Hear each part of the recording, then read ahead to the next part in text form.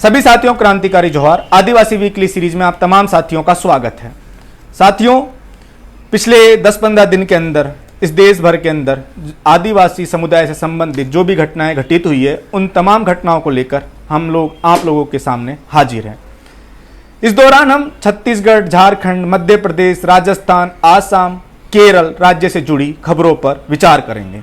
साथियों, इसी कड़ी में पहली खबर असम के कछार जिले के डोलू चाय बागान से संबंधित है। यहाँ 2500 बीघा चाय बागान में काम करने वाले आदिवासी मजदूरों को बेदखल करने की साजिश सरकार ने रच दी है और ग्रीनफील्ड हवाई अड्डा के नाम पर इन चाय बागानों को खत्म किया जा रहा है।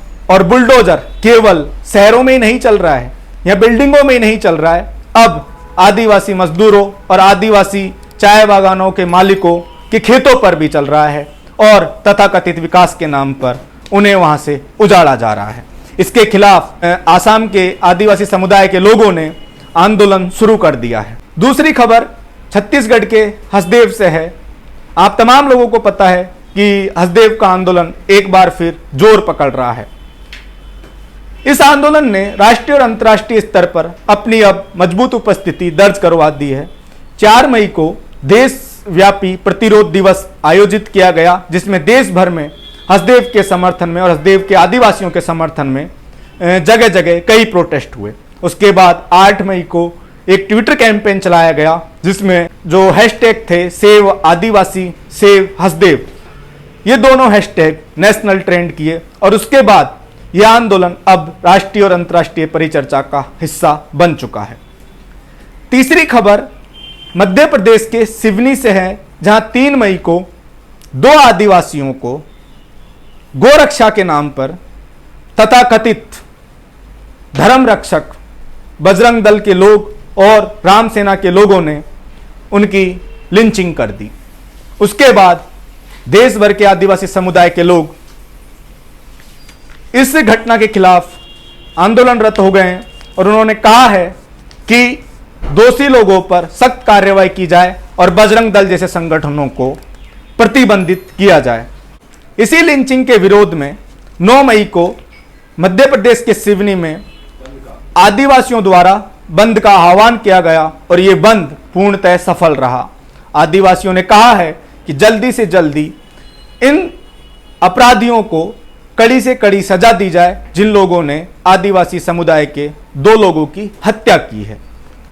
चौथी खबर केरल के पलक्कड़ के अट्टापाडी तालुक से संबंधित है। यहाँ 192 आदिवासी बस्तियां हैं और इन आदिवासियों की जमीन को भूमाफियाओं द्वारा हड़पा जा रहा है। इस पे मानवाधिकार आयोग ने संज्ञान लिया है और इसकी जांच के आदेश केरल राज्य के मानवाधिकार आयोग ने दे दिए हैं और कहा है कि जिन लोगों ने आदिवासियों की जमीन हड़पी है, उन लोगों के खिलाफ कड़ी से कड़ी कार्रवाई की जाएगी।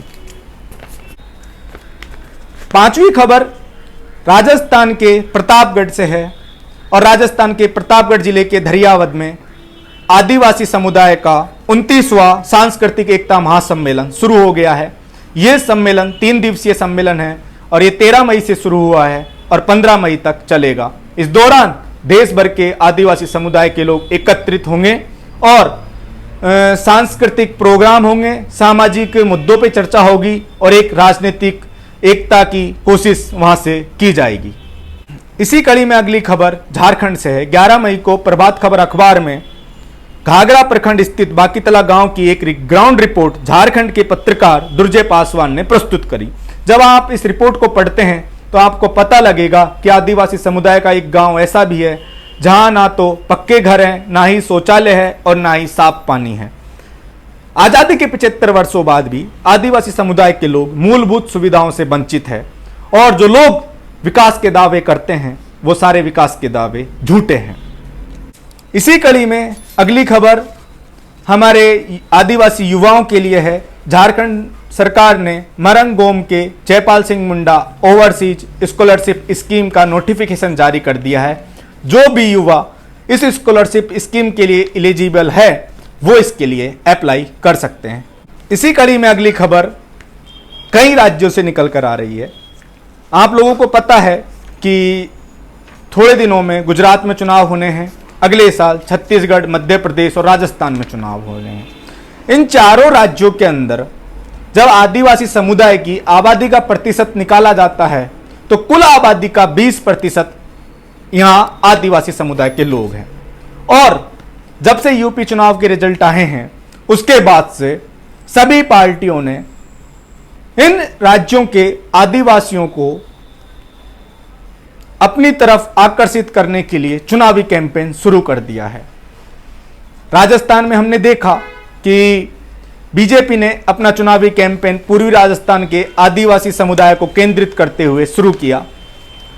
गुजरात के अंदर खुद नरेंद्र मोदी जी आदिवासियों के संबोधित करते हुए एक सभा कर चुके हैं। इसके अलावा राहुल गांधी दाहोद के अंदर आदिवासियों पे केंद्रित एक सभा कर चुके हैं। इसके अलावा आम आदमी पार्टी ने बीटीपी के सहयोग से भी एक आदिवासी सभा का आयोजन किया।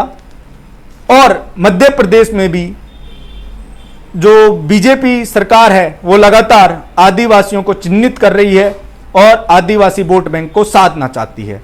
इसके अलावा झारखंड में भी आम आदमी पार्टी एक्टिव हो गई है और वो भी आदिवासी समुदाय के वोट बैंक को साधना चाहती है।